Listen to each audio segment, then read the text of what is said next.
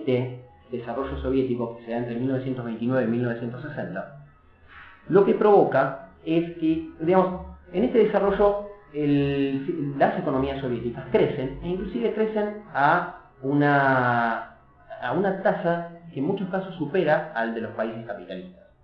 Muchos economistas, inclusive del mismo bloque de Occidente, empiezan a pensar en que el modo de producción socialista es superior al capitalista.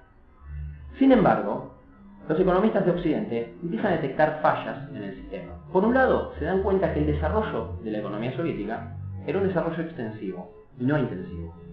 Por otro lado, empiezan a notar que la producción resultaba marcadamente ineficiente, que había una caída en la tasa de inversión y que básicamente había una caída en lo que era la tasa marginal del capital producto. A su vez, notaban que la explotación intensiva que estaban dando de la mano de obra estaba llegando a un estadio de saturación y estaba, producto del mal uso que se le daba, y estaba generando una situación de subempleo. De hecho, esta economía soviética llega a la década del 60 bajo condiciones bastante precarias, y ese famoso milagro soviético del que todo el mundo hablaba empieza a perder fuerza. Las causas eran básicamente que la economía soviética había llegado a su máximo de capacidad instalada, y se hacía evidente para todos que la economía soviética, si quería sobrevivir, debía realizar una inversión, una modernización en su obsoleto equipamiento industrial y empezar a utilizar técnicas de producción modernas. La pregunta que surge es, ¿cómo iba una economía con las características de la soviética a realizar estas cosas? Una economía a la que no le importaba la rentabilidad.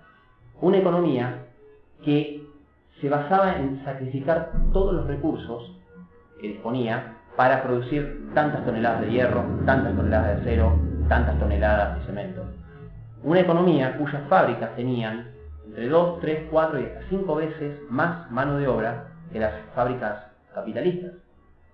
En definitiva, una economía que lo único que hacía era explotar depredadoramente los formidables recursos humanos y materiales que un país con las dimensiones de la Unión Soviética tenía.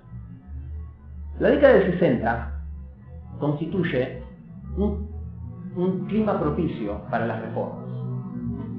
La muerte de Stalin en el 53, el ascenso de Nikita Khrushchev y el proceso de desestalinización permiten ciertas reformas que empiezan a verse a partir de la década del 60. En 1960, justamente en ese año, el órgano oficial del partido bolchevique, Pravda, publica un artículo de ese momento un ignoto economista, el profesor F.C. Lieberman.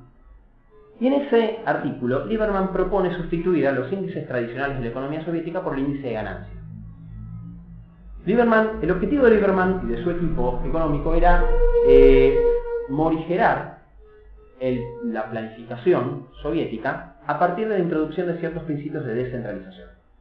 Básicamente lo que hacía Lieberman era dar una mayor autonomía a las empresas. Hace un ratito veíamos que las empresas tenían que seguir las directivas del órgano central de planificación. A partir de ahora, con las reformas de Lieberman, cada una de las empresas iba a decidir qué producir, cómo producir, cuándo, bajo qué condiciones, con qué precio.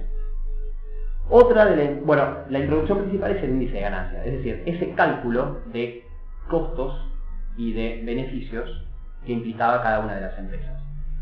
Para solucionar el problema de la explotación, de la mala explotación que se estaba haciendo de la mano de obra, Lieberman proponía introducir primas que beneficiaran a aquellos trabajadores que trabajaran mejor. Y por supuesto, era vital para todo esto introducir un sistema de créditos y de precios que fueran racionales. El objetivo de Lieberman, y él se cansaba de decirlo, era no salir del modo de producción socialista, sino introducir estas reformas para modificarlo. Su objetivo era producir con una mayor eficiencia mejores productos que sirviesen para satisfacer mejor las necesidades de la gente, que generaran beneficios y que esos beneficios, en lugar de ir al Estado, como en el periodo anterior, redundaran en las empresas y que se reinvirtieran allí en equipamiento y a su vez en primas para la mano de obra. La República Democrática Alemana, en el 63, experimenta algo muy similar. Es lo que se conoce como el nuevo sistema económico. Es decir, era lo mismo. Se le daba una mayor autonomía a la Asociación de Industrias Socializadas y se basaba en los mismos preceptos. Estas modificaciones hicieron que entre 1963 y 1971 las economías soviéticas se reajustaran y crecieran a un ritmo de un 5,2, 6,1, un 7,3% anual. La experiencia concluye oficialmente en el año 71. Así como la década del 60 había sido una década propicia para las reformas, 1971 impone, con el advenimiento de Leonid Brezhnev al secretariado general del Partido Comunista, se vuelve a la ortodoxia anterior. Esa modificación implica nuevamente la misma situación económica en la que estaba el mundo, el sistema soviético antes de la década del 60, es decir, carestía, desidia de mano de obra, escasez de productos, mala calidad de vida, etc. Ustedes se preguntarán, ¿cómo hace el sistema soviético para sobrevivir 20 años más? Acá yo quiero rescatar algo que un filósofo inglés, David Hume, llamaba la fatalidad. Es decir, el sistema soviético sobrevive gracias a la fatalidad. En el año 73, el mundo empieza a experimentar a nivel de el mercado mundial de energía, empieza a experimentar una vertiginosa escalada de precios que lleva a que el barril de petróleo se cuadruplique en 1973 con el problema, con la crisis de la OPEP, y se triplique posteriormente, 6 años después, en el 79, con la revolución en Irán.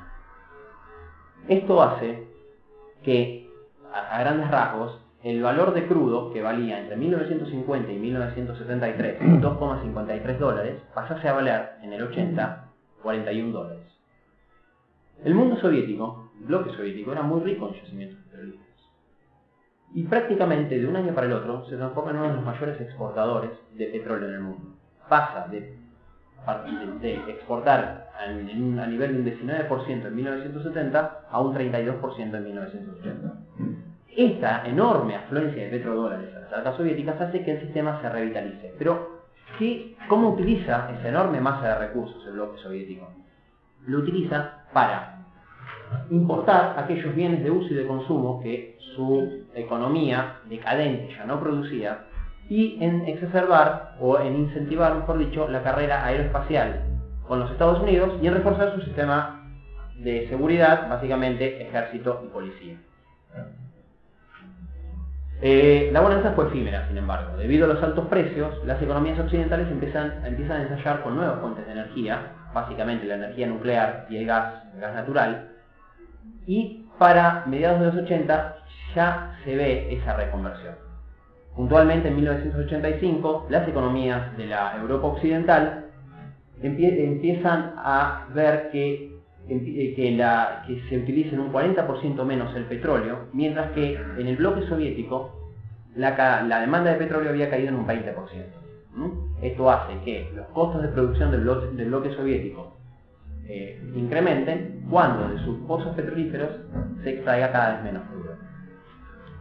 Por supuesto que esta situación provoca una crisis energética, una carestía de productos al interior de la misma sociedad, inflación, endeudamiento, porque muchos países del bloque soviético habían aceptado préstamos internacionales, y por sobre todas las cosas un empeoramiento en las condiciones de la calidad de vida, sobre todo en salud y en educación. Esta es la situación económica soviética cuando Gorbachov asciende al poder en el 85. Gorbachov inicia al año siguiente, en el 86, su era de grandes transformaciones bajo dos premisas: la perestroika, o reforma política y económica, y la glasnost, es decir, la transparencia o la libertad de información.